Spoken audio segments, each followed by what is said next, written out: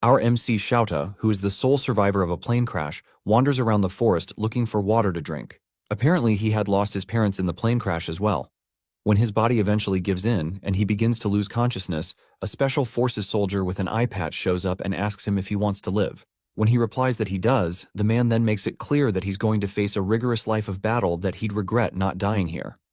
While the man tries to rescue him, his men try to stop him, stating that they're in the middle of a mission and that picking up trash like him would only get in the way. But the man gets furious and yells at them, telling them he doesn't take orders from people weaker than him. That was how Guzu the captain, became Shouta's adoptive father.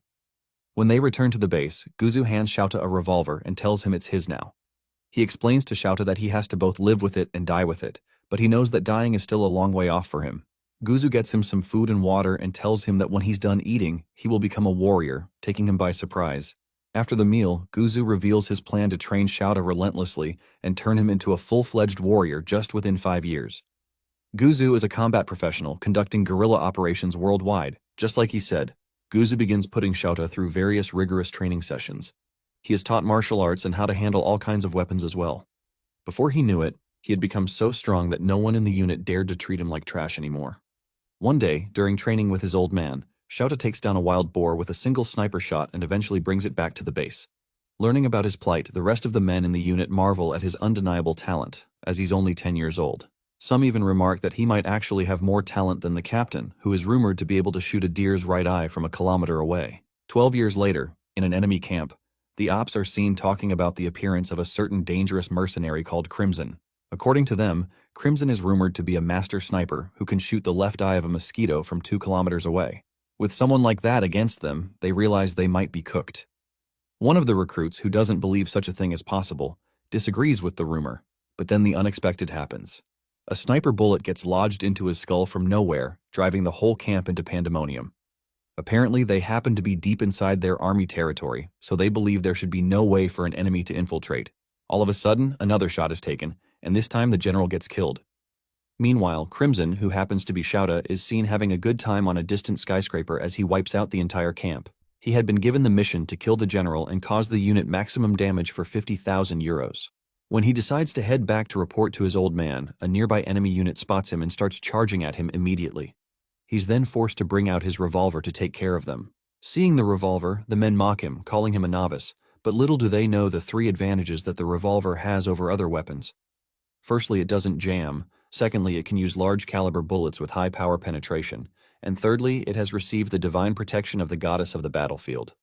With just 3 shots, Shouta asserts his dominance and wipes out the entire unit. He's then rescued from the scene by Guzu with a chopper. On the chopper, Guzu congratulates him for killing his 3rd general in the war, but announces that he has a new mission where Shouta is expected to go to Japan. As expected, Shouta assumes that it's probably an assassination mission involving the Prime Minister or someone else of a high caliber. But the old man interrupts, telling him he's going to be teaching in a prestigious high school. Since Shouta can fluently speak 5 languages, Guzu tells him his mission will be to infiltrate the school as an English teacher. A short while later, a fake ID is prepared where he's given an undercover name. He then boards the plane to Japan, wondering what kind of obstacles he'll meet this time. Arriving in Japan, Shouta stops by to get some food at a convenience store. He's pretty impressed by the taste, hygienic packaging, and most importantly, the cheap cost. But what strikes his attention the most is how peaceful the place appears to be. Looking around, all he sees are people going on dates, picnics, or just having fun in general. He then wonders what mission could be waiting for him in such a peaceful country. After eating, Shouta heads to the safe house that was prepared for him. Getting to high-class residential area, he finds his apartment within a skyscraper and is impressed with the looks. The apartment also happens to be close to the school he has been sent to teach at. When he gets in, Shouta notices something unusual, but decides to sit down anyway. Shortly after, a man comes charging at him from behind with a knife. Thanks to his sharp observation skills, Shouta can detect him on time. He picks a bottle of water and throws it at the man to disrupt his field of vision. He then punches him straight in the face to the man's surprise. Not relenting, the man still attempts a full swing, but Shouta evades it easily and knocks off the knife. Seeing his raw physical abilities in person, the man confirms for a fact that he's the well-rumored Crimson. Shouta then grabs the man by the throat, asking who he is. The man surrenders himself easily, stating that he must have overestimated himself to think he could beat the legendary Crimson alone. Shouta, feeling cocky, tells him he should come with a team of 5 next time. All of a sudden, a young lady shows up behind him with a pistol aimed at his head, ordering him not to move. Shouta, who doesn't seem the least bit surprised, just casually tells her the hammer is not cocked, causing her to get flustered. He then turns around and grabs the cylinder in an instant, telling her to be more careful next time. The lady thanks him for the tip, but tells him she would be needing it as all they're here to do is provide rear support for him. They then officially introduce themselves as Ulfheim and Maylene. Ulfheim will be infiltrating the academy as an art teacher to provide support to Shouta and help him get settled into the culture. Maylene, however, will be infiltrating as one of the students to equally render support from the shadows. Shouta then reveals that he had sensed their presence the moment he walked in, and had just waited to see what they were made up of. He asks if they purposely made their attack cheap just to check him out, but the duo's spirits get shattered as they were really trying their best. When they ask if he has any questions, Shouta asks how Maylene thinks she can pull off a teenager look when she's clearly in her 20s, pissing her off in the process. She then explains that since her skin is flawlessly smooth, she wouldn't really stand out in the midst of the Japanese high school girls. Ulfheim cuts in, telling her to stop glazing herself, and she ends up snapping again. The duo then later decides to brief Shouta about the mission. The goal is to infiltrate the academy to protect Sakurako Kujo, the daughter of the president of a global military corporation, who attends the school. It happens to be a hidden Japanese military corporation that is known for developing war equipment from rockets down to ammunition. The corporation is said to be using neighboring countries as detours to evade the country's arms export principles, which wasn't really an issue as long as it was limited to the West. But they received reports that President Kujo had started funneling the products to communist countries, which would eventually lead to world destruction. Since organizations from all over the world are now interested, they are most likely going to try to use his daughter as leverage on him. That's why someone as skilled as Shouta was hired to monitor and guard her from these unknown people. Shouta is expected to also sweet-talk Sakurako to get information about the arms export so he can outsmart the other forces, but that would be a serious problem, as bro has zero riz. Maylene then comments that his majestic and nonchalant looks should be able to make her fall for him naturally. The following day, following the intel he has received about the target, Shouta gets on a bus, where he meets Sakurako. When the bus takes off, Shouta notices Sakurako acting strangely, so he assumes that she's probably running a fever, or some kind of virus. When he communicates with the rest of the team through this hidden communication device, asking if he's to send her back home, they point out that he's not in any position to even do that to a stranger. Ulfheim, who is monitoring the whole incident with a surveillance drone, points out that rather than fever, Sakurako is just embarrassed. Apparently, she's being molested by a much older, perverted man from behind in the bus. Shouta then realizes that this is probably part of his guard duty as well. After cupping enough of her dump truck, the man, however, decides to take things further by groping her milkers, so Shouta intervenes. Like the knight in shining armor Sakurako wished for, Shouta grabs the man's arm and twists it till it almost gets to a breaking point, causing him to scream in pain. After reprimanding the man, Sakurako thanks Shouta for helping her out, and he brushes it off easily. He then tells her she needs to fight back, as she won't get help like that on a battlefield. Hearing his corny sentence construction, Ulfheim and Maylene wonder if Shouta has really never spoken to a girl before. Shortly after, the bus makes a brief stop, so the man storms out and starts running away. Not wanting him to escape, Shouta chases after him and eventually catches up to him in an abandoned alley. While the man realizes he can't run anymore, he brings out a stun gun and threatens to use it on Shouta if he comes any closer. To his surprise, Shouta grabs his hand before he realizes it and slams him into the ground in less than a second. He then tells Ulfheim to contact the police. Ulfheim seems against the idea, as they're meant to be undercover, but when Shouta reminds him that he's an assassin, he agrees to it. After taking care of the issue, Shouta arrives at the school and realizes how much time has passed. Since he had been delayed intensely by the police after handing over the molester, there was nothing he could do about it. Ulfheim instructs him to report to the principal immediately, but is completely blown away when he finds out that Shouta doesn't even know what a principal is. Since he was raised by South American guerrillas, he never attended anything resembling a school. However, Maylene, who is already settled in her class, explains through her own discrete communication device that a principal is like a colonel in the school setting. Hearing that, Shouta realizes how important such a person must be. He heads over to the office immediately to introduce himself officially. When he gets there, he's quite surprised as the person he meets doesn't seem like a colonel in any way. The principal welcomes him warmly and remarks on his good looks. While Shouta tries to figure out what skills the principal specializes in, the old man reaches into his breast pocket for something. Shouta immediately assumes the worst, so he reaches for his gun as well. Thankfully, Ulfheim and Maylene can stop him in time from causing huge havoc. From his pocket, the principal brings out a Japanese business card, which he hands over. Shouta accepts the business card wholeheartedly as the principal introduces himself officially to him. He equally introduces himself and apologizes for coming late, but the principal tells him not to worry about it. Shouta is quite surprised at the old man's benevolence because back in the military, an offense that grave would lead to a court-martial. The old man then explains that he received a report from the police about the situation he handled, so he commends him for his brave act. He then assigns Shouta as the assistant homeroom teacher for Class 2B, which Sakurako and Mylene happen to be attending. While leaving the office, Shouta accidentally refers to the principal as Colonel, taking the old man completely by surprise. On his way to the classroom, Ulfheim is forced to confirm that the only weapon on Shouta is his revolver.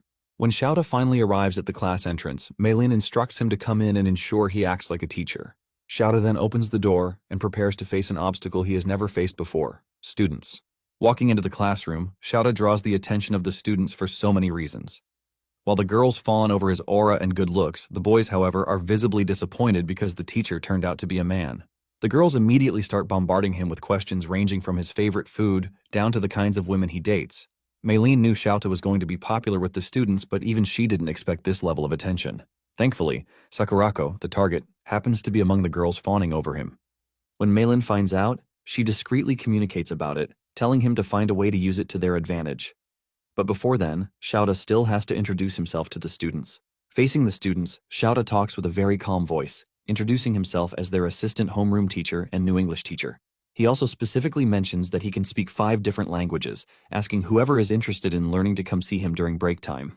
As expected, the girls give in to his charm, openly expressing how much they like him. Meanwhile, a male student who happens to be infatuated with Sakurako is seen beaming with jealousy at the sight of her blushing at the new hot teacher. The homeroom teacher seems quite impressed by his qualifications as well. When she asks what his hobbies are, Shouta thinks about sniping, but he knows he can't say it. He then states that his main hobby is weight training, striking the students' interests even more. However, one particular chopped male student burns with so much hatred and jealousy. Apparently, he had told his classmates his hobby is weight training as well, but they only laughed at him. Seeing them give a different kind of reaction to the attractive teacher becomes too unbearable for him to take. He wraps a huge piece of paper and throws it at the professor with immense force, determined to make him lose some aura points. To his surprise, Shouta, who had already turned around, catches the paper just before it touches the back of his head. He then casually drops it in the trash can, making the girls trip even harder. During the break period, the girls scatter around the school in search of Shouta but can't seem to find him anywhere. Like the other students, Sakurako also wants to talk to Shouta, but for some more personal matters. When Mylene finds out about this, she contacts Ulfheim, asking to know if he has surveillance on Shouta, as she equally can't find him. After searching for a while, Ulfheim finds him, but not in a peaceful condition, so he alerts Mylene about it. Both of them then rush to the location to find out what is going on. Meanwhile, behind one of the buildings in the school, Shouta meets up with one of the students, who had invited him out to discuss matters about Sakurako. Seeing the student with a baseball bat, he gets confused and asks if the student is in the baseball club. Pissed, the student replies that he's in the go-home club. Clueless as ever, Shouta gets even more confused as he asks if such a club really exists, causing the student to lose more patience. The student then tells him he doesn't like him because of the way Sakurako looks at him, mesmerized. Shouta replies that he doesn't know how she sees him, but he'll be taking his leave as he has no intentions of playing baseball. Just like that, the student snaps and charges at him with the bat, openly declaring his intentions of bashing Shouta's head in. When he takes the first swing, Shouta dodges it easily and tells him he's out of range. The student gets furious and takes a couple more swings, but Shouta keeps lecturing him on how to swing properly as he evades them. He eventually gets tired of playing around, so he knocks the student out with a gentle palm to his forehead. Ulfheim and Mylene then arrive at the area and are shocked to see that, apart from the previous roller coaster of events, Shouta has also beaten up a student on his first day. Shortly after beating up the student, Shouta carries him on his shoulders to the school infirmary. Walking through the hallways, the present students are astonished to witness what's going on. Some of the students identify the student as the delinquent from Class 2B and assume that he probably got hurt while messing around.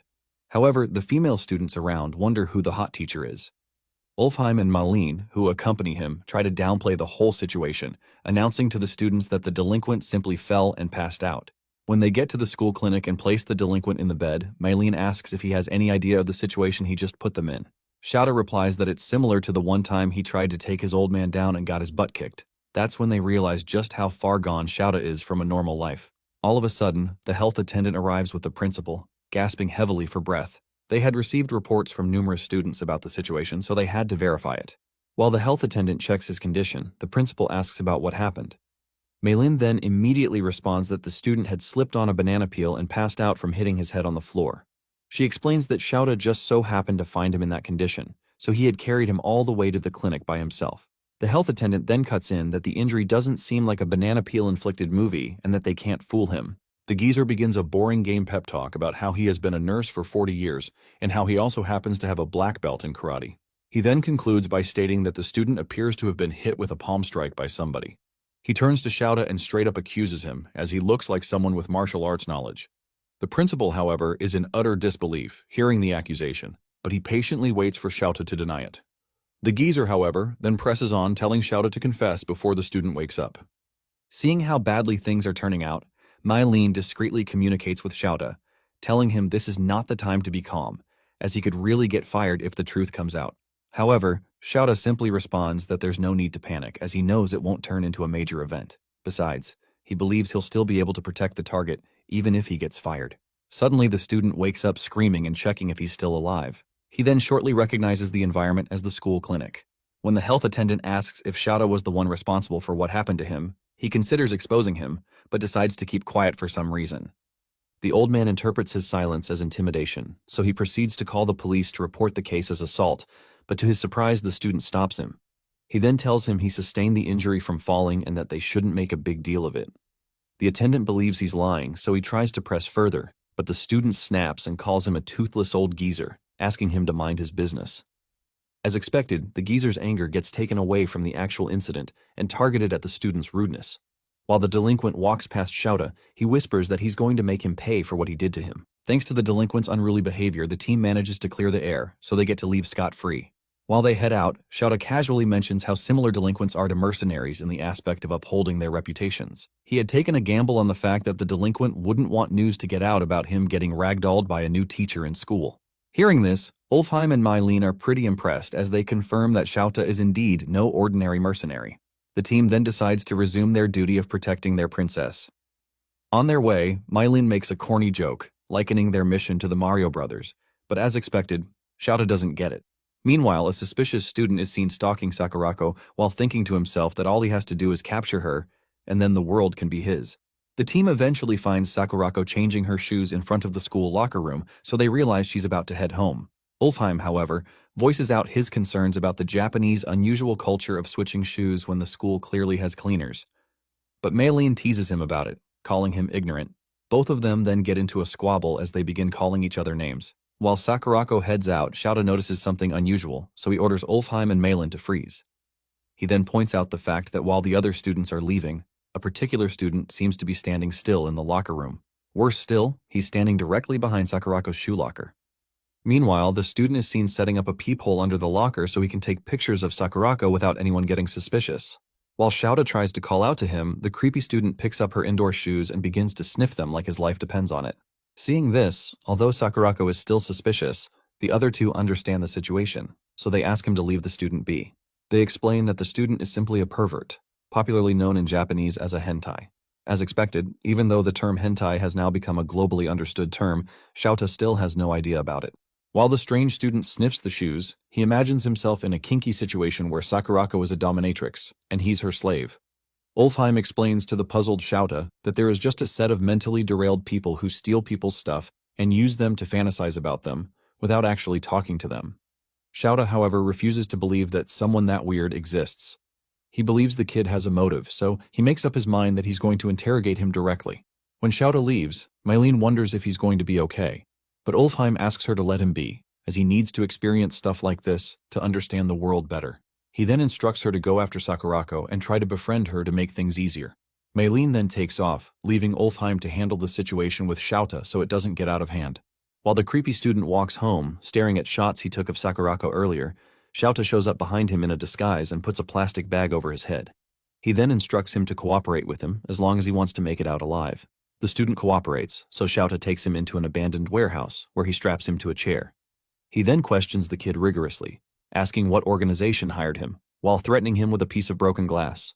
The kid seems completely clueless, so Xiaoda lists out a series of well-known organizations, asking which one he belongs to.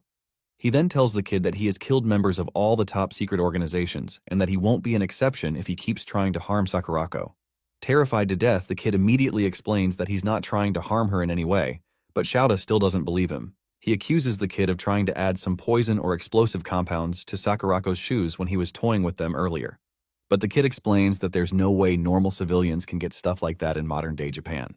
Still, Shouta decides to take his interrogation to the next level. He tells the boy that he's going to peel the skin of his neck, and that if he flinches, then he's an agent targeting Sakurako, but if he endures it, then he's a high-guts agent with deeper intentions towards her. Hearing his condition, the boy, who was already drenched in bodily fluids, starts to panic even more. Shouta then fakes an attack towards the kid, causing him to piss himself and pass out. From his reaction, he can confirm that the student is not an agent. Shortly after, Ulfheim walks in and thanks Shouta for holding himself back from actually attacking the student. They take the student to a bus stop and leave him there to regain consciousness as they leave. They both then head over to resume Sakurako's protection. Meanwhile, Malin catches up to Sakurako and pretends to be headed her way, but little do they know there's a professional sniper awaiting orders to take a shot at Sakurako. Upon spotting Malin approaching Sakurako, the sniper, who doesn't want to mess up his mission, decides to wait for the perfect shot at his target. Malin, on the other hand, who is oblivious to what's going on, chats with Sakurako, asking about makeup and whatnot. She introduces herself as a foreigner currently studying in Japan. When she hears that Japanese schools don't allow makeup, Malin gets pissed, and she attacks the schooling system for being strict. She then mentions how students overseas can dress and act the way they want and even smoke.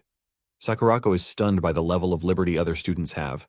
Unknown to her, she's at the edge of the walkway, so she loses her balance and nearly falls to the road where an incoming vehicle is fast approaching. Thankfully, Ulfheim shows up and saves her from being run over. As a result, Ulfheim gets drenched from the puddle the car had splashed, but he doesn't mind as long as Sakurako is well. Shocked, Sakurako thanks him and apologizes for getting his shirt drenched. To her surprise, Ulfheim winks at her and calls her a princess who almost got her clothes ruined. Sakurako quickly clarifies that she's no princess, but Ulfheim insists that all women are, according to God's decree during the 7 days of creation. He holds her hand and tries to plant a kiss, but Malin, who has been watching him sim over Sakurako, snaps and knocks him out like Chun-Li in Street Fighter. She immediately tells him that kissing someone on the hand isn't allowed in Japan. She attacks Ulfheim's origin, and they argue like cats and dogs. After watching them throw words at each other, Sakurako calls them a funny bunch that bicker like brothers and sisters. The assassins then talk to each other, and Malin learns from Ulfheim that someone had tried targeting Sakurako. Meanwhile, on the rooftop, the sniper has his sight locked on Sakurako, but Shouta shows up and blows his brain out. Shouta then wonders who they are and if they want to capture Sakurako. Later that night, in Sakurako's room, Kane, Sakurako's maid, sees Sakurako sighing over and over, so she asks the girl what the matter is. Sakurako is immediately flustered, but Kane reminds her to call her by name, as her dad had instructed. Sakurako hesitates and does as told, and the angry maid finally calms down. Kane then reminds the girl that she should not forget her pride as the daughter of the Kujo family. The family has been a noble one that has existed since the Heian era. After being scolded, Sakurako asks Kane if she has ever been in love. It takes Kane a while to understand what Sakurako meant, but when she does, she tries talking about how being a part of the Kujo household affects relationships. Sakurako immediately denies being the one in love, but to her surprise, Kane tells her there's no family rule forbidding falling in love with a commoner. Kane tells her that, despite being a maid of the Kujo family, she's a woman first and foremost, and she is an ally to all ladies in love. She holds Sakurako's hands and makes a pinky promise with her while telling her that she supports her decision. Sakurako rejoices after getting an ally, but doesn't hear Kane speak about how the gentleman she expects Sakurako to be in love with is reasonable. The gentleman in question fires some shots at dummies in a practice arena, and it all hits the bullseye. Malin checks the dummies and sees the shots are skewed towards the left, so she asks why it is called a bullseye. Ulfheim shows her a diagram of the human anatomy and tells her the human heart is on the left side. She gets embarrassed and insults Ulfheim for trying to show off. Ulfheim then praises Shouta and tells him he can win a gold medal in the Olympics with the level of his skill. Shouta calls the Olympics an amateur competition that he doesn't want to partake in because he's a pro. He then asks Ulfheim for information regarding the enemy organization, but when Shouta sees his lackluster behavior, Shouta asks for validation on Ulfheim's job. Ulfheim then tells him it's Malin who is their intelligence specialist. They look at her, and as soon as she realizes she's been queried, Malin tells them she's using all her resources but hasn't found any leads. Shouta notes that the organization has the resources to get a sniper. He calls the man he had killed earlier a trained soldier and notes that the sniper rifle isn't a weapon that can casually be brought into Japan. He goes through the photos and notes the weapon's name, the year it was made, and the country that produced it.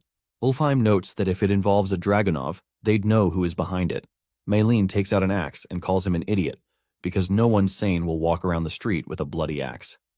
While they bicker, they all conclude that they can't smoke out the organization based on the weapon's origin, and because of that, they can only react to their moves. Shouta turns on the CCTV footage while telling his assistants that they have to continue guarding Sakurako and wait for contact from the last boss. They agree with him, but Ulfheim freaks out after seeing Sakurako changing her outfit. He feasts his eyes and thanks his stars, but suddenly the TV goes off. That's when he sees Maylene holding a pistol and glaring daggers at him. Ulfheim tries to calm her down, but she tells him she's practicing her marksmanship. Immediately, bullets whiz through the air and Ulfheim dodges for his life. While the two are at it, Shouta thinks about how his adoptive father gave him this unclear mission. Unlike other missions, which didn't require much processing power and had clear objectives, the current one's goal is extremely vague. Shouta wonders if all he has to do is just to protect Sakurako, but his troubled mind thinks there might be more to it. Meanwhile, elsewhere, a military squad completes its suppression mission. While the members celebrate, a curious fella amongst them goes looking for the last boss inside the building, and when he sees him, he's confused when he sees the old man staring at the sky. The soldier then speaks to his commander, saying he's lost in thought, and the last boss tells him that he was wondering if the same night sky he's looking at is connected to Japan. That same night, Shouta had a dream about his past. How he was raised by his adoptive father after being found almost at the point of death and trained harshly till he became a pro. By the time Shouta had become an adult, he had earned the name Crimson, which was a result of the blood he made his opponents shed during missions. Back then, Shouta dominated the battlefield with crimson flames, and now he fears that the same flames might one day burn him to ashes. The next morning, he wakes up unclad and decides to do some light workout. Unfortunately for Ulfheim, he walks right into the room without knocking, and as a result, an unforgettable image gets burned into his retina. As he tries to forget what he had just seen, Ulfheim says he'll need to go on a date with 6 different ladies to cleanse his eyes. As Shouta dresses up for school, he asks Ulfheim if he's good at such a mission, and Ulfheim brags about being able to complete it within a day. Curious as to why Ulfheim entered his room, Shouta asks Ulfheim why he's around, and Ulfheim latches onto him before saying that he was worried about him due to the night and day difference between war and Japan. He then urges Shouta to eat breakfast with him before they head to school. Shouta agrees and heads to school after a couple of minutes. In the classroom, he reads an English novel to his students, but the females fawn over him. Maylene sees how bright red Sakurako's face is, so she calls her cute. Meanwhile, one of the male students, named Hideki, gets pissed at Shouta for getting the girls to fall for him. He wishes he were popular because what matters to him isn't looks but how pure a person is. Coincidentally, Fuse glares daggers at the teacher, while Sakurako looks at him with admiration. Later that day in the restroom, Hideki approaches Fuse, and after seeing how angry and hostile the latter is, Hideki tells him he's on his side. Confused, Fuse reminds Hideki that he's a loner, and Hideki accepts, but he then brags about his wealth. Fuse affirms that Hideki is rich, and Hideki tells him that if they combine forces, he can pay the delinquents Fuse can call over and have them beat Shouta up. Fuse thinks about and immediately buys the idea, so they shake hands and ally. Immediately, Fuse contacts delinquents all over the city and promises to pay them for the job, so they hurry over in their vehicles, feeling excited about their mission. The following day, as Sakurako gets down from the bus and walks to school, the students adore her beauty. Meanwhile, in a bus parked not far from their school, Ulfheim and Maylene monitor Sakurako with one of their drones. There, Ulfheim praises Sakurako's beauty, and even Maylene had to stylishly admit that Sakurako is above her. Although her use of grammar gives her a false hope that she stands a chance, Ulfheim breaks her bubble, and they almost get into a fight. Confused, Ulfheim asks why Sakurako acts carelessly because by all standards, she's supposed to be guarded and not walking alone to school. Maylene squarely reminds him that it's the reason they are employed, but Ulfheim reminds her of how powerful people have envoys. Realizing what he means, Maylene then explains that it's Otori Academy's rules that forbid students from commuting to school in vehicles. The school doesn't allow classism, and all classes of society attend. Maylene tells Ulfheim that the school motto is independence and self-reliance, but Ulfheim takes it as an instruction for the rich students to learn from the commoners. Maylene then continues by explaining that Sakurako's dad initially wanted his daughter to attend an all-girls school till university, but the young lady insisted on going to Otori. While watching Sakurako, Ulfheim says she captivates every man around her by walking. Maylene then tells him it's the same for Shouta. They watch Shouta walk to the school and see as many girls fawn over him.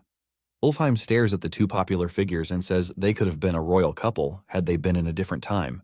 Maylene partly agrees but then notes that trouble always looms whenever a prince and princess fall in love. She instructs Ulfheim to point the drone's camera ahead of Shouta, and when he does that, they see Fuse with a group of delinquents standing in Shouta's way. Fuse mockingly greets Shouta, but Shouta casually replies. The boy gets pissed at his teacher's behavior, but it still stands as a hindrance.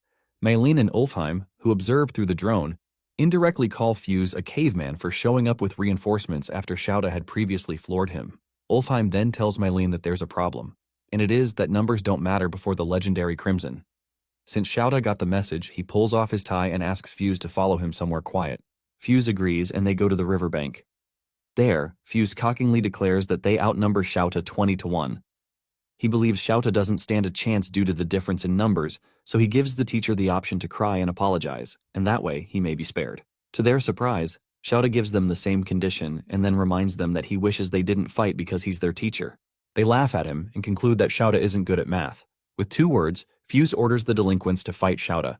They immediately rush at him, but he folds them and whoops them like it's a walk in the park. The others get terrified as he perfectly knocks down their comrades. They say Shouta isn't human, but Shouta assures them that he is. But he was simply trained on the battlefield. As he strikes most of them down, the others panic and yell that they weren't informed beforehand about how strong Shouta was. Fuse gets mad at them for failing to take down one man, so he yells at the bikers to run Shouta over.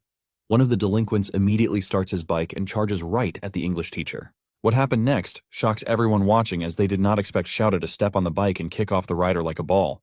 He picks the bike up and sits on it. Fuse loses his fuse and yells at the others to attack Shouta, but Shouta shocks him by driving straight at him like a raging bull, but then momentarily stops inches from his face. Fuse sweats buckets and falls to the ground, but still tries to act tough, so Shouta tells him to thank his stars that the Japanese bikes have well-built security systems.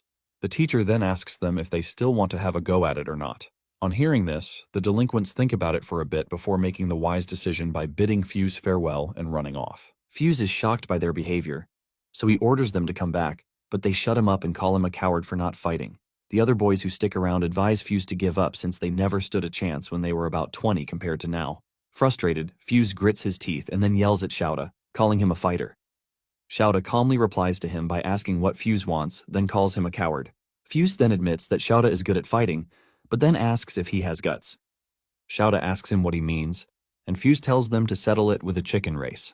He gets on another bike to challenge Shouta in the game, whereby the first person to apply the brakes between them as they drive towards the wall loses. Maylene gets mad after seeing Shouta agree to such a ridiculous game, so she asks Ulfheim to connect her to him. Immediately as the connection is made, she asks him if he seriously wants to take up the challenge, and Shouta affirms. She then asks him if he's dumb because he can easily solve the matter by beating them to a pulp. She then asks him what he'll do if, by some chance, he loses the chicken race. Shouta plans to find out when he crosses the bridge. With that, he disconnects the audio. Maylene yells at Ulfheim, saying that Shouta has violated orders. She worries about what the boss will say if he finds out. Maylene then asks Ulfheim to turn back the audio, but to her surprise, he refuses. She snaps at him and hits him for being so stupid, but Ulfheim tells her that Shouta would never lose. The day Shouta knocked out Fuse when the brat tried attacking him, Shouta carried the boy back to the infirmary. Then, Ulfheim had asked Shouta why he was being too nice to the boy, so Shouta narrated how he had a soldier much younger than him join his unit when he was fighting in the jungles of South America. Despite the boy being very young, Shouta and the last boss had allowed him to participate in the war because the boy needed to feed his family. Back then, Shouta had grown close to the boy and tried teaching him Japanese. Unfortunately, the day after he taught the boy how to say goodbye in Japanese, the little soldier was killed in action. Now, the reason Shouta had decided to help Fuse was that he looked just like the fallen little soldier. As Ulfheim watches them about to race, he sees Shouta smiling after being trash-talked by Fuse, and notes that Shouta might be better suited as a teacher than a mercenary. Rain starts falling at the venue, and as they rev their bike, preparing for the race. The referee announces that they are to take off as soon as the can he throws hits the ground. Maylene has a bad feeling about the race, but Ulfheim calms her down by saying Shouta is a teacher after all. She refuses and says he's just a legendary mercenary. Still, Ulfheim supports Shouta and tells her that Shouta might become a legendary teacher. Curious, he anticipates the outcome of the race. A few seconds later, the referee throws the empty can into the air, and as soon as it lands, the bike riders kick off. Shouta outpaces him and accelerates towards the wall. Fuse also picks up speed, and it has his henchmen worry about him. Still, Shouta doesn't waver and doesn't reduce his speed despite the wall getting closer than ever. Seeing this, Malin freaks out, knowing that if they crash into the wall at that pace, Fuse will die. Ulfheim, on the other hand, commends Fuse for being gutsy, but Malin worries about Shota's teaching career because if he gets Fuse killed, that'll be the end for him. Ulfheim, on the other hand, says that can only happen if Shouta abandons the boy, but he is sure Shouta won't do such a thing. As they approach the wall, Shouta glances at Fuse and sees the boy risk his all just to save his face in school. At the last minute, Fuse applies his brakes out of fear of being turned into mashed cheese, and immediately Shouta intervenes by leaping off his bike and saving the boy. He acts as a meat shield while falling to the ground and protects Fuse from being grazed. The bikes, on the other hand, slam into the wall. Shouta then gets up after sustaining an injury on his forehead and asks Fuse out of concern if he's okay. Fuse wakes up and sees he's safe, so he assesses the situation and realizes that Shouta had saved him. Shouta observes him and relaxes after seeing that Fuse isn't hurt, so he walks away. Utterly confused, Fuse asks Shouta why he saved him, and Shouta should have left him alone.